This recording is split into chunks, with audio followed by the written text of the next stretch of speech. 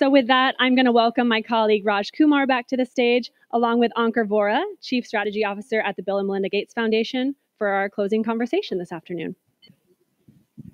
All right, well, I am thrilled that our closing session is with my friend Ankur Vora, the Chief Strategy Officer of the Gates Foundation. Yeah, have a seat here.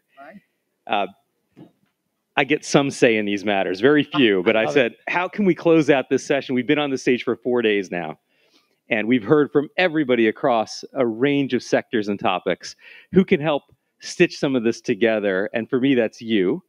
I think I've got maybe the best job in global development, but probably the second best, because Ankur here is the Chief Strategy Officer at the Gates Foundation. You're a chief advisor to Bill. What is this job? What does it mean to be a chief strategy officer there? What is it like to work directly with Bill Gates? All right. Yes, it is the coolest job on the planet. I will compete. Yes. I think the reason is, so I'll tell you a little bit about the job. My job is effectively, the Gates Foundation focuses on survive and thrive, lives and livelihoods, making sure mothers and babies don't die. And these are meaningful problems, but they're really hard problems to solve. And as we get closer to the finish line, it gets harder and harder. And so part of my job is to make sure that we are picking the right strategies, working with the right partners, just effectively doing the right things to make sure that we're delivering on that promise. And so part of my job is to help develop those strategies. Part of my job is to make sure we're looking at our performance and see whether we're actually achieving the things that we set out to achieve. And then if you're not, then we course correct, we resource reallocate. And so I get to do a lot of the entire spectrum. And I'll say one more thing, which is the thing that's really cool about it is that I get to work on issues which are really meaningful, like the injustices of our times, and get to do it with my heart and my head. So it's cool. Yeah, that's pretty cool. One reason people come to the UN General Assembly Week, I think, is to sort of figure out the moment we're in. Yeah. Like, how is the context changing? And it feels like you've been at the Gates Foundation for quite a while. The context is changing a lot, including in philanthropy. I mean, obviously now it's just the Gates Foundation. Melinda Gates is doing her own thing. Yep. I'm going to be interviewing Howie Buffett for Devex role on October 24th, and he and his siblings will have $150 billion to distribute, and they've chosen now not to go through the Gates Foundation, right? They're doing their own thing. Mackenzie Scott is doing her own thing with a very large budget. So the environment has really shifted. How do you see the context now as you're trying to achieve those same objectives you've mentioned, but in this new moment we're in? I think everybody in this audience probably knows this, but it's useful to ground folks on where we are. We kind of did this amazing job during the MDGs. When the Millennium Development Goals started in early 2000s, we had 10 million children dying before their 5th birthday. At the end of the MDGs, that was half the number, 5 million children dying. And 5 million children is still a huge number, but that was amazing progress. A third of the population was below the poverty line, and now we're down to less than a tenth of the population below the poverty line. So it was great progress. So it's great. And then we started that trend in SDGs, and COVID hit, and we hit a wall. We hit a wall, and so last year was the midpoint of the SDGs, and you and I, we all showed up over here, and we looked at the scorecard, and we're like, ooh, this doesn't look really good. And we looked ahead and we saw what was going to happen in the second half of the game. And it was just significantly more uphill because there was less money. There were more competing issues in the world. And so things were just looking grim. But I kind of have hope. That's not the end of the story. And so hopefully we'll talk a little bit about the hope portion of it. And it does feel a little bit like the moon landing story, where in the beginning it was exciting, it was great, and then we ran into challenges. We're like, I don't know, we don't have the math, we don't have the physics for it. But then we dug deep and, we solved that. It does feel like we're in that challenging moment, and different philanthropists are thinking about different approaches. And the Gates Foundation, I think, is sticking with this strategy of saying we're going to be very strategy directed, right? You've got real targets on very specific things like, on malaria or on child nutrition. Yep. And you're going to try to be as directive as you can to get to those goals. It's a hard thing to do when governments are pulling back. Yep. And I think about the case of polio, where the Gates Foundation was super successful. You guys got all these governments to fund it with you. Then you were able to pull back a little so you could put your money to other areas. And then governments sort of said, let's call their bluff. And you saw the UK cut their funding by 95% to polio. So in a moment when you're doing a lot, $8.5 billion this year, but all those other foundations I mentioned are out there and many others. Yep. You know, do you think we're at a point where governments are going to start pulling away from global health because they say, well, let the Gates Foundation do it? So, as context, the governments are just by a huge margin larger than anything that foundations do. So philanthropy's role is to focus on things that governments can't do and private sector won't do. So the best philanthropies are going to be focused on innovation and trying to do things that can catalyze the money that the government spend. So you're right. UK, France, Germany, each one of them cut their budgets by about $1 billion each, which is a meaningful hit. Even the money that is going to aid is now the pie is getting divided into many more issues. Ukraine is taking a chunk of it. Climate change is an important issue that takes a chunk of it. Migrant issues take a chunk of it. So yes, the pie is shrinking. Especially African countries, the debt crisis has made things harder. So yes, it does. On the financial front, it does look grim. But there are two places of hope for me. So one is there are countries which are receiving countries which are now changing gears. So India used to be the receiver of aid.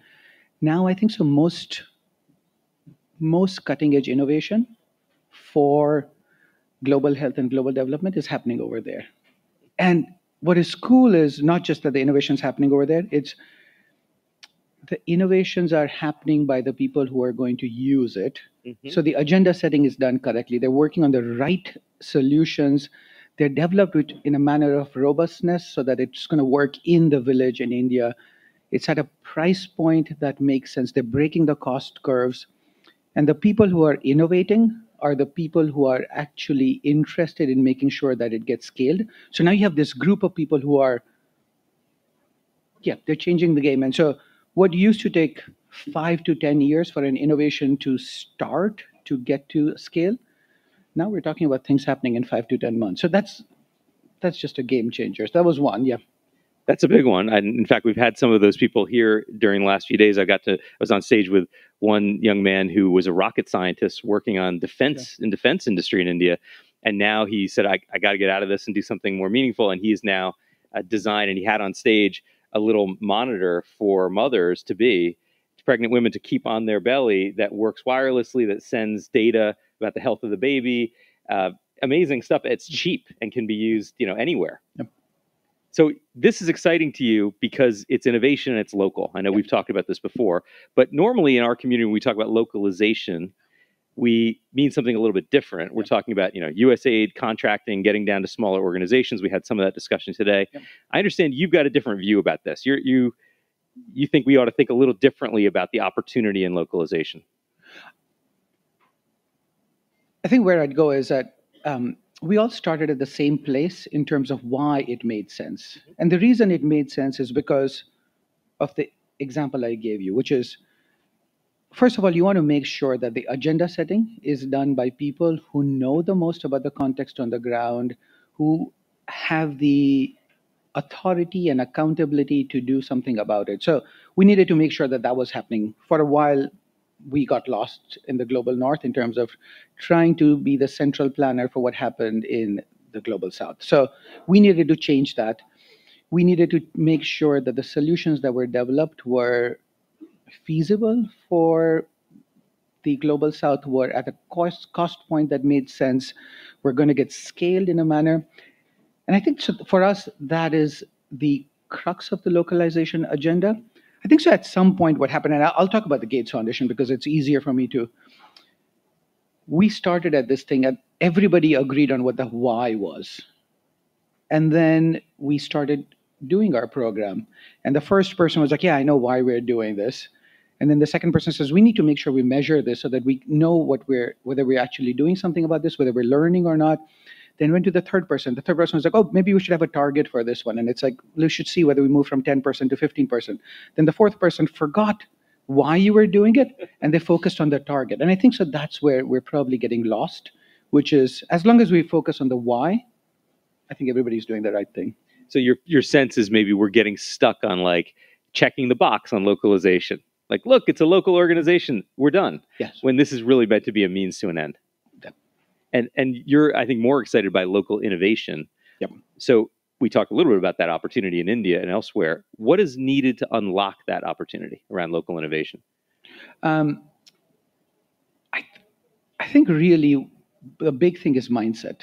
We still, for a lot of people, and I'll talk about my organization, for a lot of people, the mindset is still that if I'm trying to develop a new diagnostic, the best scientists are sitting in a pharma company or a medtech company in New Jersey, and I think so that is just not true. Like if you go to India, so for folks, TB is the largest killer on the planet.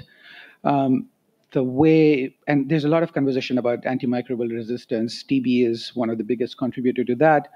If we could get ahead of that, if we could diagnose TB earlier, then we could put people on treatment earlier. Transmission slows down. The treatment is much more effective. But the reason it doesn't happen is a diagnostic is worth $10 right now. You just know with the healthcare budgets, that just is a non-feasible thing. You go to India and Hyderabad, the government has developed a medtech park in Telangana, and within 4 years, 5 years, they're talking about getting it down to $2, getting down to $1. That's going to be a game changer. So India has the largest burden of TB in the world. yeah, and now they're going to be the solution designer of that in the world. So I think so. Coming back to your question, I think a lot of things are already happening. We just need to change our mindset and figure out. And in some cases, like the gentleman before talked about it, that some places we might have to go and put capex up front. We might have to make some investments up front to make sure that the capacity is ready. But it's not starting from zero. There is enough substrate over there that it's going to take off quite quickly. Well, one of those accelerators is digital public infrastructure. Mm-hmm. There's a lot of people probably in this audience, online and in the room, who make it a regular practice to read the tea leaves at the Gates Foundation, since you are now bigger than most government bilateral aid agencies. And one of the tea leaves we're reading these days is DPI is becoming a big deal at the Gates Foundation. So what is that? Why is that? So there are a few different ways I'm going to talk about it. One is DPI it's the operating system of the public sector. Like the private sector went from analog to digital, and they unlocked just a lot of value. A lot of government work happens analog, and DPI is sort of the foundational layer that changes the game. So there are three things on the stack. The first thing on the stack is ID, which is in 2007, 2008, I worked on corruption in India, and the number one thing that you needed to first do was make sure that you knew who the beneficiary was, and you just couldn't do that. Now you have ID systems that actually help you know who is who. The second layer of that is a payment system. It happened during COVID. 200 million people, 200 million women got a cash payment straight to their bank accounts in India because you had ID and you had the UPI system, which is a second layer that creates the sort of the network. And then the third one was a data sharing architecture. You put these three things together, now you've got a digital stack that effectively allows governments to do things so much differently at a dramatically lower cost point with much more efficiency. So we're sort of excited about it. India did amazing things, and now it's ready for scale. Yeah, this is the Nandan Nilekani playbook that you're reading from. Yep. And it worked in India, but so far it hasn't seemed to have anywhere near that success elsewhere. Although there are examples of something like UPI in Brazil, and that's right. There are certainly digital ideas. What is the Gates Foundation going to do now that you're focusing on this effort? What do you think you're going to be able to invest in to accelerate this elsewhere? The playbook's same as pretty much everywhere. Like it's work with governments to understand sort of where the gap is. In this case, it turns out for some governments, the gap is technical assistance. And so there are organizations like Co-Impact, there are World Bank partners who have effectively said, we will help governments who want to undertake this, whether their decision in terms of how to pick up the technology, how to roll this out, how to finance it. And so wherever there is a need in terms of catalyzing it, we'll help play a role in there. All right, we're running out of time, but I do want to just give people, because I'm interested in this myself, a little peek into a day in the life of the Chief Strategy Officer at the Gates Foundation. So you can imagine Bill and Mark and others there are pretty lucky to have you as a thought partner. But there's tell Mark that. I will. But there's the long range stuff that you guys are thinking about, and then there's the day to day, and it's become a big institution. It's over 2,000 employees now, right? Yep. So what does it really mean now to be the Chief Strategy Officer? Like, what is your day like at the Gates Foundation? So the Gates Foundation has it's a fun day. The Gates Foundation has about, let's see, on an average day. I'll talk about the next week. So next, because it's the 2 weeks from now, it's the best week for me. We're going to review half of our strategies. So within 2 weeks in October, we'll review our entire portfolio. So every team would have somewhere between a 60-minute to a 120-minute slot. They will report out on, they'll start with what we said we were going to do, what we promised. We're going to look at the backward-looking performance. We will understand whether things worked or they didn't work. We will look at how the market is changing, what's changing in the external environment, what's changing in terms of the opportunity set, and then we'll make a decision in terms of what we're going to do next year or the next 5 years. And we will look at the whole portfolio. We'll feel proud about the progress that the world is making. We will be impatient about the fact that we're not making enough progress, and we will. It'll be an amazing thing to look at the entire spread. So. Well, it's an amazing thing for all of us to follow this too, and it's been such a pleasure to get to spend some time with you and just kind of get in your head a little bit, which we got a taste of today. Thank you so much, Ankur Vora, for being a part of this. It was a pleasure. Thank you, Raj. Please join me in thanking Ankur Vora.